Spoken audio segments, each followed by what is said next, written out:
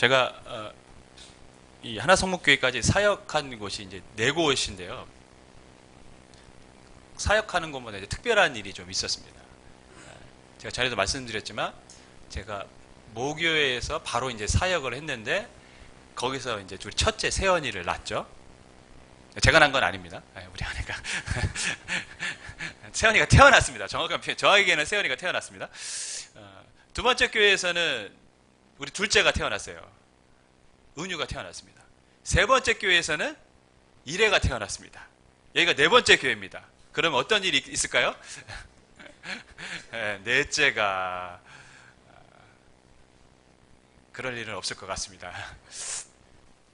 그리고 실은 그 교회에서 첫 번째 교회에서 두 번째 교회를 갈 때마다 제 안에 마음을 울렸던 찬양들이 있어요. 첫 번째 이제 모교회에서만 계속 있다가 거기서 이제 사역을 하다가 처음으로 다른 교회 사역을 가는데 긴장되기도 하고 두렵기도 하잖아요. 그때 정말 제가 자주 불렀던 찬양이 있어요. 주님 내가 여기 있사오니 나를 보내소서 나의 맘 나의 몸. 오시죠? 느낌이 어떤 마음이었는지. 두 번째 교회에서 세 번째 교회를 갈 때는 두 번째 교회에서 좀 굉장히 힘든 일이 있었기 때문에 그때에도 자주 부르는 찬양이 있었어요. 떠날 때 부르신 곳에서 나는 예배하네 어떤 상황에도 나는 예배하네. 저는 부르신 어느 곳에든지 어떤 상황이든지 제가 주님을 예배하겠습니다. 마지막 이제 교회에서 이제 개척을 하게 될 때 그 순간에 정말 자주 불렀던 찬양이 있어요. 그게 뭐냐면 주 은혜임을. 그 가사 마지막 가사가 세상 소망 다 사라져가도 주의 사랑은 끝이 없어. 이 개척이 이제 힘들다는 걸 아니까 살아가는 이 모든 순간이 주의 은혜임을 나는 믿네. 이 찬양을 부르면서 금요일 날 철야를 하면서 엄청 울었던 기억이 나요. 세상 소망 다 사라져가도 하는데 이 찬양이 다 내 가사 같은 거예요. 살아가는 이 모든 순간이 주 은혜임을 나는 믿네. 하염없이 눈물을 흘리며 찬양했던 기억이 납니다. 사람에게는 어떤 상황에 따라 자신에게 마음에 와닿는 노래들이 있습니다. 제가 오랜만에 이제 TV를 봤는데 우리 아이들이 채널을 독점하기 때문에 제가 TV를 볼 시간이 거의 없어요.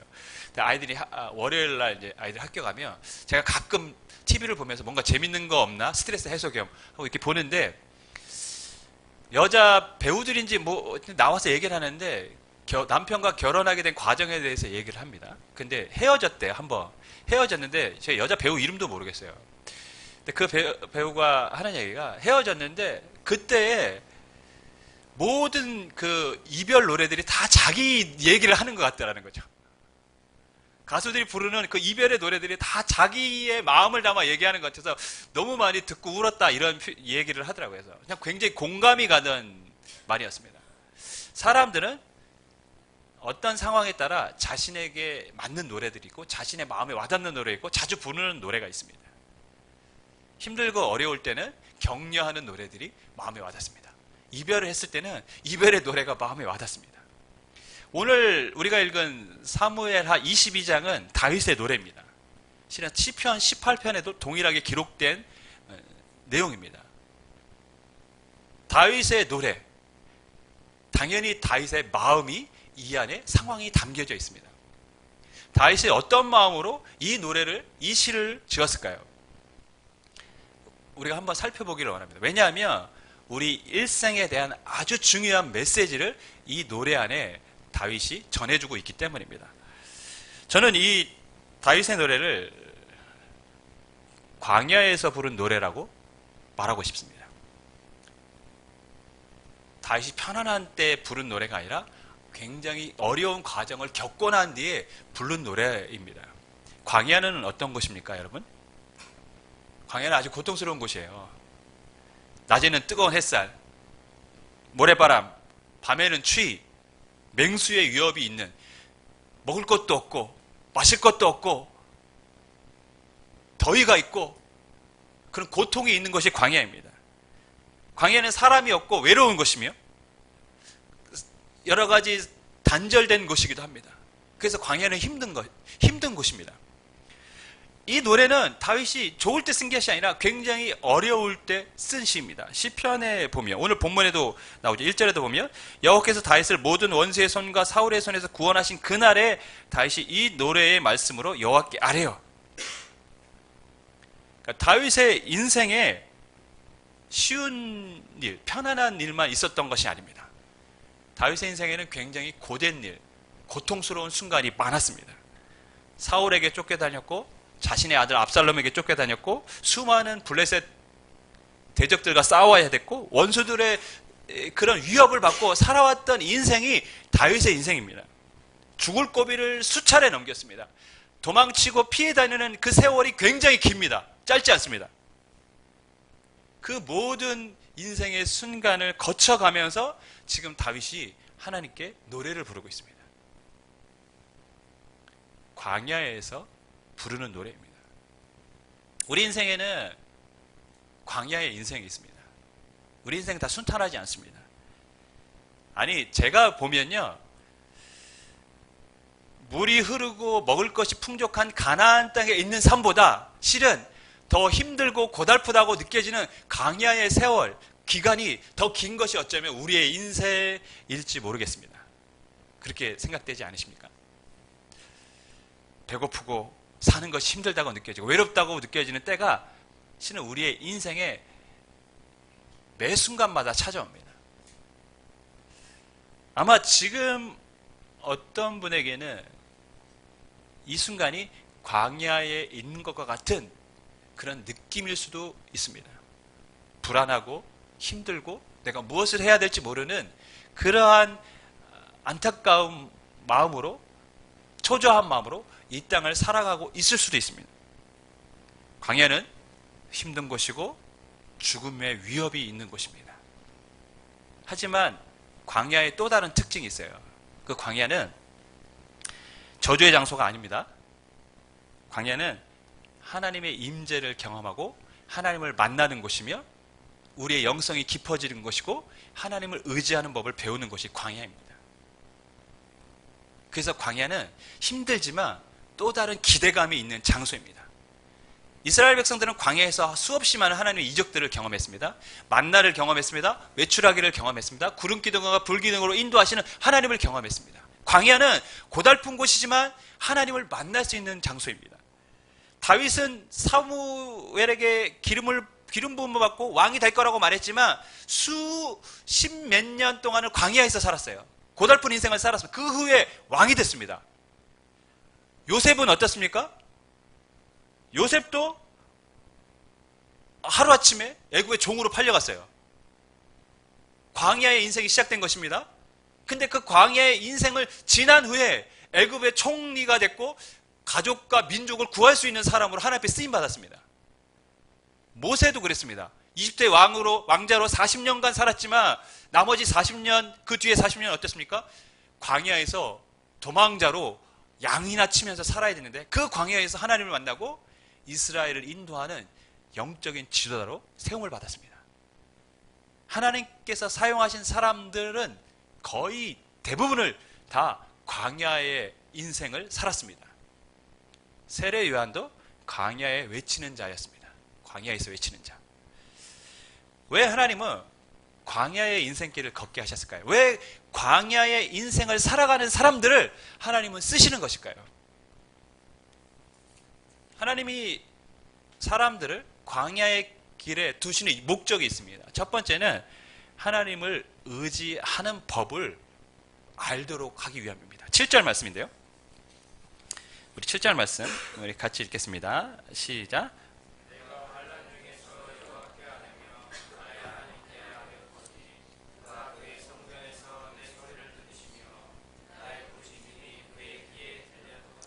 사울이 다윗을 잡아서 죽이려고 온 나라에 수배령을 내렸습니다. 그리고 다윗이 있다는 곳은 군사를 이끌고 맨날 쫓아갔어요. 그러니까 어떨 때는 다윗은 막다른 골목에 있어서 피할 수 없는 상황에도 놓인 적도 있습니다. 그때마다 다윗이 할 수 있는 게 뭡니까? 뭔가 머리를 짜내고 어떠한 방법으로 살아남을까 연구하는 것이 아니라 그때 다윗이 할 수 있는 길은 여호와께 부르짖는 게밖에 없었어요. 주님 도와주십시오. 주님밖에 내가 살 길이 없습니다. 주님이 도와주시지 않으면 제가 이 상황을 넘어갈 수가 없습니다. 주님 도와주십시오. 매 순간 하나님 앞에 부르짖을 수밖에 없었고, 그때마다 하나님의 도우심으로 다윗은 사울의 손에서 벗어날 수 있었습니다.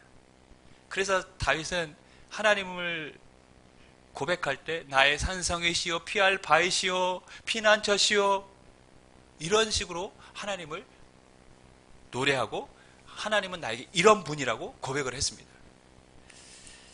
편안하고 별 문제 없으면 신앙생활 더 잘할 것 같죠? 그렇지 않습니까? 내 안에 문제가 없고 내 삶에 뭔가 여유가 있고 그러면 내가 신앙생활 더 잘할 것 같은데, 그러나 여러분 그렇지 않습니다. 오히려 사람은요, 편안해지면 나태해지기 시작합니다. 간절함이 사라집니다. 기도 더 안 합니다. 하나님 안 찾습니다. 왜요? 살만하니까요. 육신은 편안하지만 영적으로는 점점점 병들고 영혼은 시들어갑니다. 그래서 시편 119편에서 이렇게 말씀했습니다. 고난당하는 것이 내게 유익이라. 이로 인하여 내가 주의 율례를 배우게 되었나이다. 고난이 유익이라고 말했어요. 고난의 길에 계십니까? 외로운 인생길, 광야의 길을 걷고 계십니까? 눈물이 나고 무엇을 해야 될지 불안하십니까? 하나님을 의지하라는 사인인 줄 믿습니다. 하나님을 의지하는 자에게 하나님은 반드시 피할 길을 내어주시는 분이십니다. 할렐루야. 그래서 우리는 기도를 해야 되는 것이죠. 고난, 광야의 인생길, 그 시간은 힘든 시간만이 아니라 우리가 하나님을 의지하는 법을 배우는 것입니다. 저는 제 인생에 어려운 순간들이 있었어요. 근데 그때마다 깨달은 것, 배운 것이 뭐냐? 하나님 앞에 부르짖는 법을 배웠습니다. 할 일이 부르짖는 것밖에 없어요. 쫙, 이게 끝입니다. 도와주세요. 그렇게 하나님을 의지하는 법을 배우는 것이 광야의 인생길입니다. 그렇게 하나님을 의지하는 사람들을 하나님은 또한 쓰시는 줄 믿습니다. 두 번째, 광야는 자신을 낮추는 곳입니다. 겸손한 사람을 만들기 위해서 하나님은 우리를 광야의 길을 걷게 하십니다. 28절, 오늘 본문 읽진 않았지만 28절 말씀 같이 읽습니다. 시작.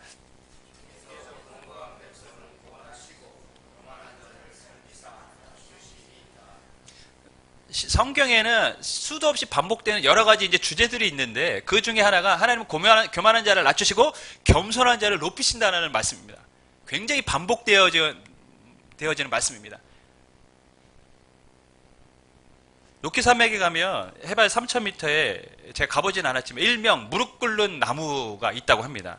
그리고 해발 3,000m는 나무가 자랄 수 있는 한계선이라고 해요. 그 위로 가면 더 이상 자랄 수 없다고 하는데, 여기에는 일명 무릎 꿇는 나무가 있다고 합니다. 찬 바람과 그 다음에 강풍이 몰아치니까 나무들이 일자로 자랄 수 없는 것이죠. 그러다 보니까 나무들이 점점 수그러져 이렇게 자라게 됐는데, 그래서 모양이 무릎 꿇는 나무처럼 된 것 같아서 일명 무릎 꿇는 나무가 된 것이죠. 어쩌면 나무는 그 추위와 강한 바람에 살기 위해서 그러한 모습으로 자랄 수밖에 없었던 것입니다. 근데 놀라운 사실은 세계적으로 가장 공명이 잘 되는 명품 바이올린이 바로 이 무릎 꿇는 나무로 만든 바이올린이라고 합니다. 물론 제가 정확하게 조사해 본 것은 아닙니다. 글로 나와 있는 것이기 때문에 제가 말씀을 드립니다. 근데 굉장히 의미 있는 이야기입니다.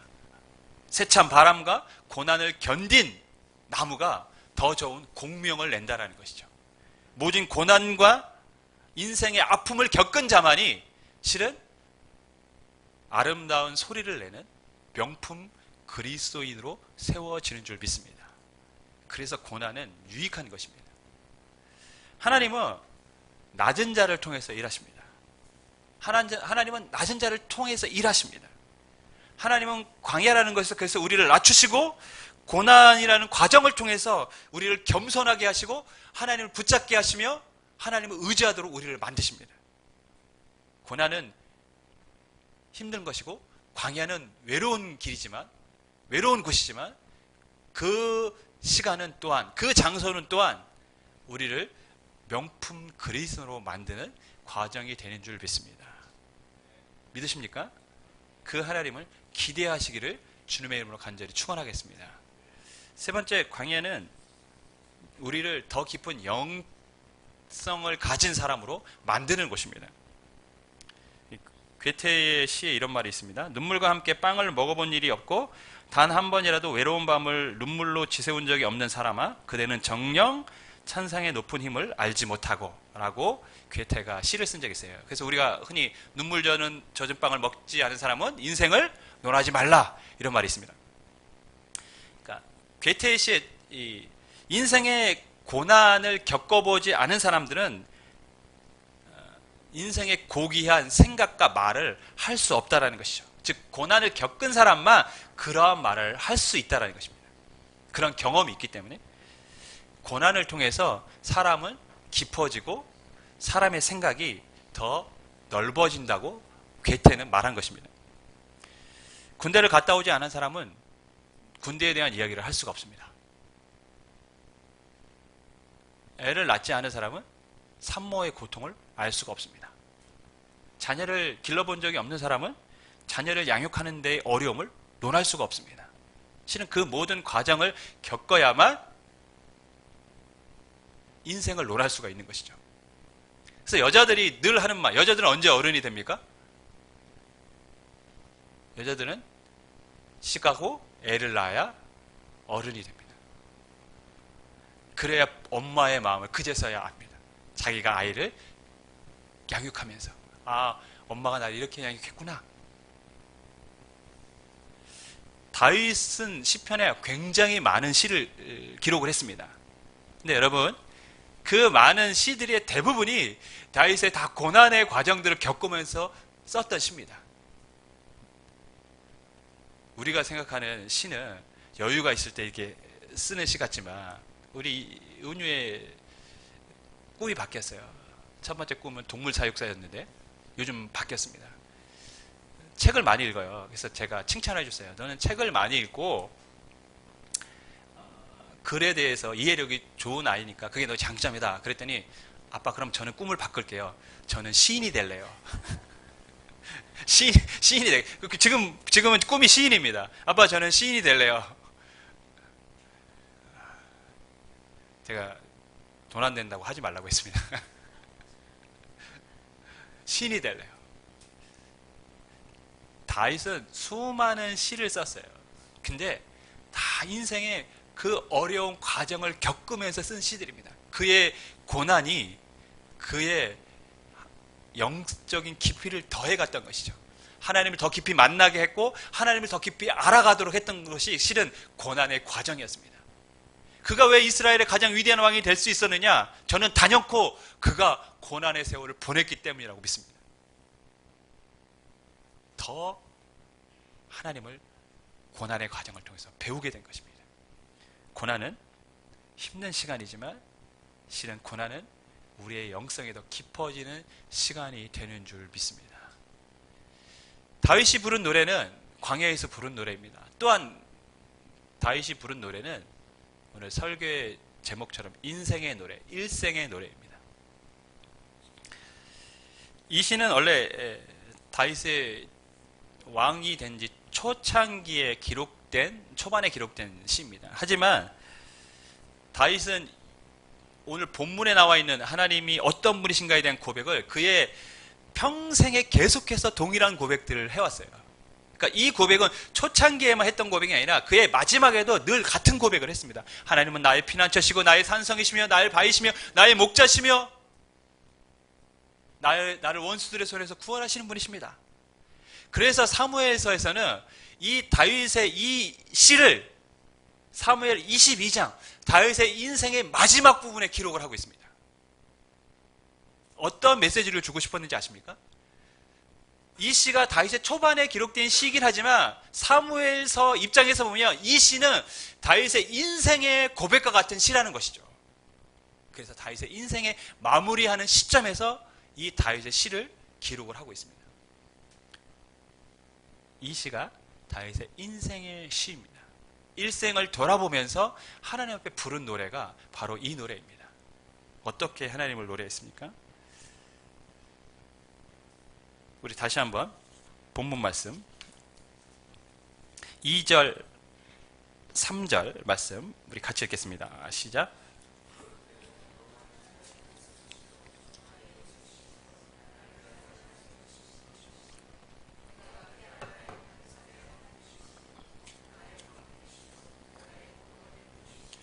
나의 높은 망대시오 그에게 피할 나의 피난처시오 나의 구원자시라 나를 폭력에서 구원하시오. 다윗은 하나님을 어떻게 노래하고 있습니까? 다윗은 한마디로 하나님은 나의 구원자십니다. 나의 피난처십니다. 이렇게 고백을 하고 있습니다. 수없이 많은 어려움을 겪어가면서 살면서 그러니까 우리가 여기서 인생이란 뭔지를 알 수가 있죠. 인생이란 결코 쉬운 것만 있는 게 인생이 아닙니다. 우리의 일생에는 반드시 고난이 있습니다. 그러나 그 고난의 과정을 겪으면서 다윗이 고백할 수 있었던 건 뭐냐? 자신의 인생을 이렇게 돌아보니까 하나님은 나의 피난처였습니다. 라고 고백을 한 것입니다. 야곱은 바로를 만났을 때 이렇게 고백했습니다. 야곱이 바로에게 아뢰되 내 나그네 길의 세월이 130년이니이다. 내 나이가 얼마 못되니 우리 조상의 나그네 길의 연조에 미치지 못하나 험악한 세월을 보내었나이다. 내 인생이 쉽지 않았습니다. 바로에게 이야기하는 것입니다. 내 인생이 정말 힘들었습니다. 험악한 세월을 살았습니다. 야곱이 그렇게 얘기를 합니다. 바로에게. 그의 말처럼 근데 그의 인생이 정말 쉽지 않았어요.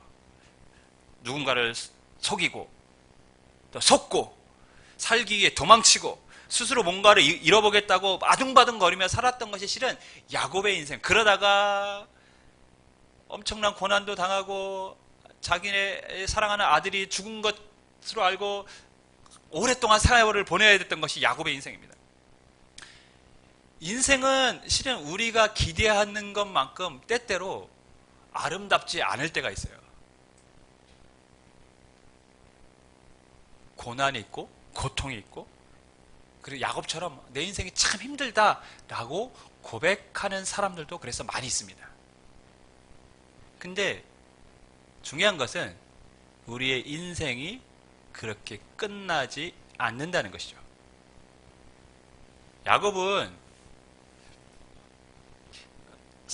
창세기 48장을 보면 야곱이 자신의 사랑하는 아들 요셉의 두 아들을 축복하는 장면이 나옵니다. 축복할 때 요셉은 장자인 므낫세를 야곱의 오른손에 머리를 얹게 하고 차자인 에브라임을 왼손에 얹게 하려고 해서 이렇게 데리고 나갔어요. 근데 야곱은 그때 눈이 어두웠습니다. 근데 어떻게 축도를 합니까? 손을 어긋맞춰서 오른손을 에브라임에게 왼손을 므낫세에게 얹었어요. 그리고 축복 기도를 했어요. 그때 요셉이 아버지 잘못했어요. 장자가 오른쪽에 있어요. 지금 손 잘못하시는 거예요. 아빠가 안 보이니까 착각한다고 생각한 것이죠.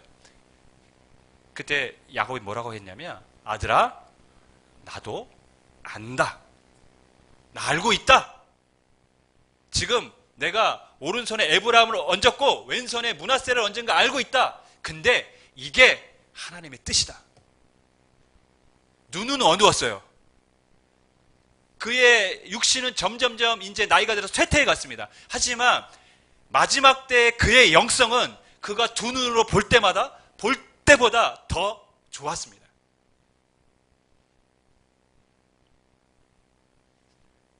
네, 굉장히 저는 놀라운 감동을 받습니다.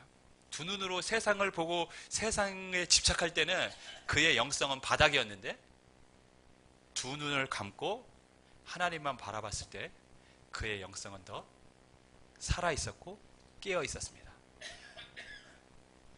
우리가 우리의 두 눈으로 자꾸 세상에 집착하면 우리의 영성은 좋을 수가 없습니다. 그러나 우리가 눈을 감고 하나님을 붙잡기 시작하면, 그렇다고 눈 감고 사시라는 얘기가 아니라 우리가 두 눈을 감고 주님께 기도하기 시작하면 우리의 영은 살아나고 더 살아있는 영의 사람으로 세워질 줄 믿습니다. 그래서 우리가 기도하는 것입니다. 여러분, 그러면 무엇이 젊었을 때 야곱과 이 마지막 때 야곱 변화가 있는데 무엇이 바꿔놨을까요? 야곱은 바로에게 이렇게 이야기를 했어요. 내가 험악한 세월을 살았습니다. 내가 굉장히 힘든 인생을 살았습니다. 하지만 하나님이 친히 나에게 찾아오셨습니다. 그 하나님이 나를 지금까지 인도해 주셔서 내가 지금 이 자리에 있는 것입니다. 라고 고백을 했습니다. 야곱의 노력으로 변화된 것이 아니라 하나님이 자신을 변화시켜 주셨다고 야곱은 고백을 했던 것입니다. 주 안에 사랑하는 여러분, 다윗도 지금 그 고백을 하는 것입니다. 자신의 전 인생을 돌아보면서 하나님께서 내 평생에 내가 힘들 때에도 또 내가 좋을 때에도 그분은 나와 함께 하셨고 그분은 나의 피할 바위가 되셨고 구원자가 되셨습니다. 라고 다윗은 고백을 하는 것이죠. 저는 이렇게 생각해요.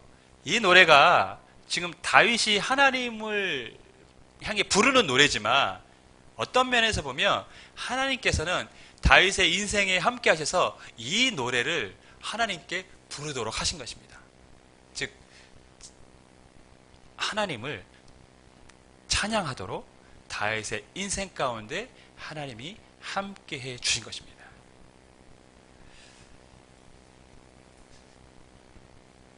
예전에 그 가수 민혜경이라고 아실 분은 이제 나이 드신 분들이고 모르시는 분들은 젊은 세대라고 생각하는데, 민혜경 씨라고 있었어요.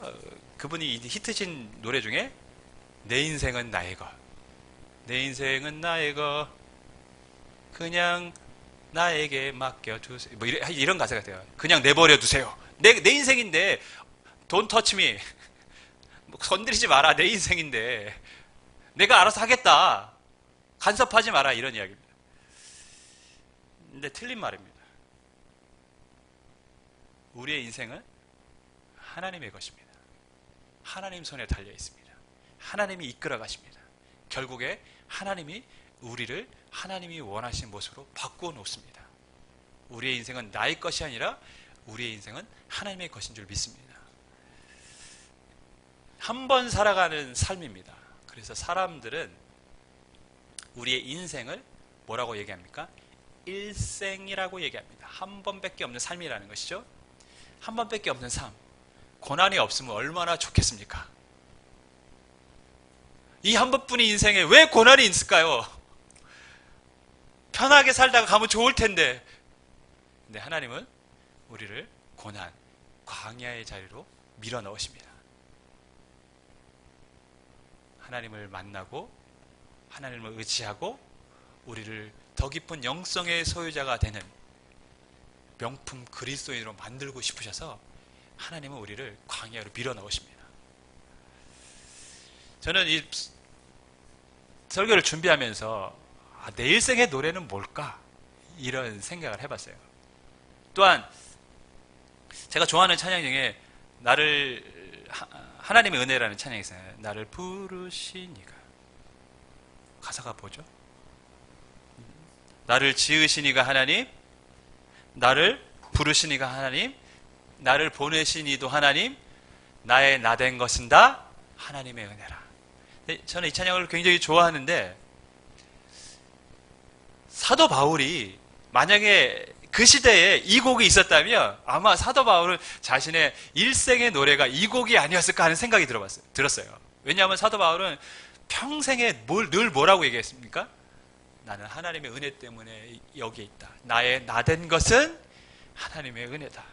내가 지금 이렇게 주의 복음을 위해 살아가고 주님 옆에 살아갈 수 있는 것은 다 하나님의 은혜였다라고 바울은 고백을 했습니다. 아마 이 곡이 그 시대에 있었다면 정말 바울은 이건 내 일생의 노래야 라고 말했을 것 같습니다. 주 안에 사랑하는 여러분, 여러분이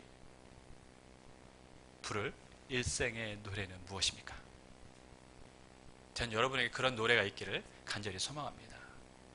저는 개인적으로 예수 그 이름이라는 찬양을 굉장히 좋아하고, 제가 가장 좋아하는 찬양이 뭐냐고 얘기하면 바로 그 찬양을 얘기합니다. 예수 그 이름 나는 말할 수 없네.